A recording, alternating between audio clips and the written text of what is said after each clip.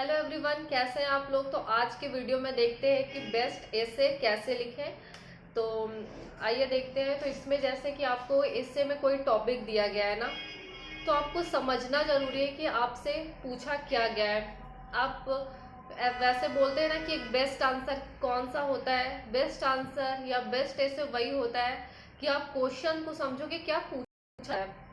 अगर आपसे जो पूछा जा रहा है, अगर आपने क्वेश्चन को समझ लिया और वही बेस्ट आंसर होता है।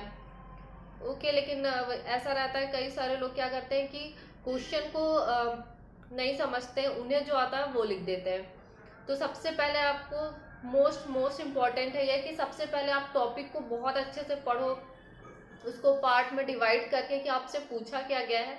उसके बाद 5 से 10 मिनट में उसकी फ्रेमिंग कर लो, उसका इंट्रो देख लो कि आप इंट्रो में क्या, इंट्रो रेडी कर लो कि इंट्रो में आप क्या लिखोगे, कंक्लूजन में क्या लिखोगे, बॉडी पार्ट में लिखने के लिए आपके पास डेटा पॉइंट है कि नहीं है, और कोट्स वगैरह क्या डालोगे या स्टोरी से स्टार्ट करोगे। तो 5 से 10 मिनट में आपको फ्रेमिंग कर लेनी है, तभी कोई ऐसे चूज करना है कि हाँ मैं ये ऐसे लिख रहा हूँ। अगर आप डायरेक्ट कोई भी ऐसे चूज करके लिखने तो 2-3 पेज लिखने के बाद आपको लगेगा कि आपको इसके बाद आप ब्लैंक हो गए हो कि इसके बाद आप क्या लिखो, आपको याद नहीं आ रहा। तो ऐसी गलती आपको बिल्कुल भी नहीं करनी।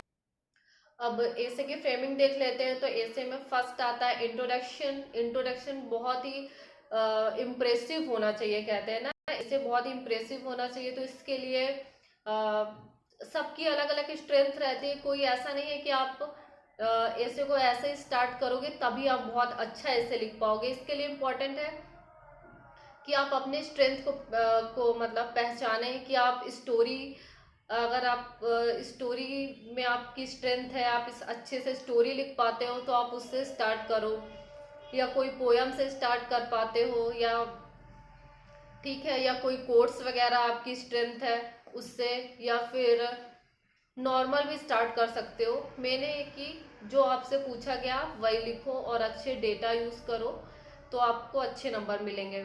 तो इंट्रोडक्शन आपने लिखा, उसके बाद आप मेन बॉडी में आ जाते हैं। मेन बॉडी में आपको क्या करना है, जो टॉपिक दिया गया है उसके बारे में थोड़ा सा आप बताओ, उस टॉपिक के बारे में।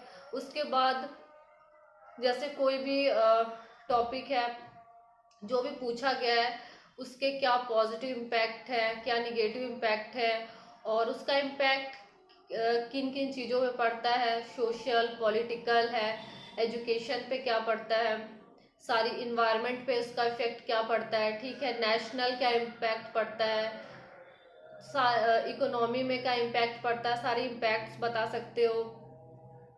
और उसके बाद स्कीम्स वगैरह लिख सकते हो, और आगे ऑप्टिमिस्टिक कंक्लूजन प्यारा सा लिख सकते हो। तो इस तरह से आपको एक बॉडी बनानी होती है ऐसे की।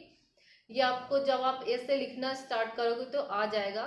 और मेन आपको क्या करना है, इसके लिए मैं सोर्स बता देती हूँ ऐसे के लिए। तो सबसे बेस्ट सोर्स है आपके लिए योजना मैगजीन, जो एवरी मंथ आती है। तो 1 साल की आप योजना मैगजीन कलेक्ट कर लो, कुरुक्षेत्र मैगजीन, और डेली न्यूज़पेपर रीडिंग करो, उसमें जो एडिटोरियल वाला पार्ट आता है। ये 3 एक सोर्स है, इनको आप यूज करोगे तो आपका ऐसे बहुत ज्यादा इफेक्टिव इम्प्रेसिव बने, आप लॉजिकल ऐसे लिख पाओगे, बहुत सारे अच्छे से डेटा यूज कर पाओगे, गवर्नमेंट के ऑथेंटिक डेटा। और बहुत, और इसमें योजना मैगजीन इतनी अच्छी है कि उसमें एक तरीके से बोला जाए किसी भी टॉपिक को 360 डिग्री में वो लोग डिफाइन करते हैं। तो बहुत ही अच्छी मैगजीन है। और इसके साथ ही आप निबंध की जो बुक आती है, मुझे तो वो पर्सनली इतनी अच्छी लगती नहीं है, और ना ही उनमें इतने अच्छे से समझाया रहता है। आप परीक्षा मंथन की ले सकते हो, ऐसे की दृष्टि की एक आती है निबंध की बुक, वो ले सकते हो। लेकिन ये मेरी लिस्ट में सेकंड ऑप्शन में रहेंगे। सेकंड और थर्ड ऑप्शन में आप अच्छा ऐसे बेस्ट ऐसे तभी लिख पाओगे जब आप योजना, कुरुक्षेत्र और न्यूज़पेपर एडिटोरियल पढ़ोगे, तभी आपका ऐसे बेस्ट होगा। और इसके लिए आपको एक और है कि आप ऐसे बेस्ट कैसे लिखो। तो आपको कुछ भी ऐसे रेडी नहीं करना है।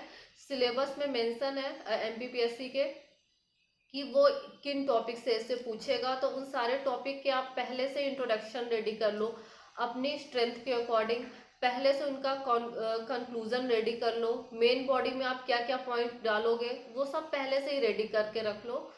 तो ये नहीं कि आप जो टॉपिक हमारे सिलेबस में है नहीं आप उस पर ऐसे प्रिपेयर कर रहे हो, तो फिर थोड़ा सा भटकाव आ जाता है। तो आप अगर इन सारी चीज़ों का ध्यान रखोगे और वीक में एक दो बार ऐसे ऐसे लिखोगे, तो ऐसे मेन रहता है कि लिखने से भी आएगा, लेकिन इन सारी चीज़ों का ध्यान रख के आप बेस्ट ऐसे लिख पाओगे। कुछ कई सारे अगर ऐसे लिख लेते हो तो एक आपका एक अच्छा सा डिसेंट सा ऐसे लिख पाओगे। तो अगर आपको वीडियो पसंद आया तो वीडियो को लाइक कर दो, जल्दी जल्दी शेयर कर दो, और नए हो चैनल पे तो सब्सक्राइब कर दो और बेल आइकन को भी प्रेस कर देना। Thank you very much.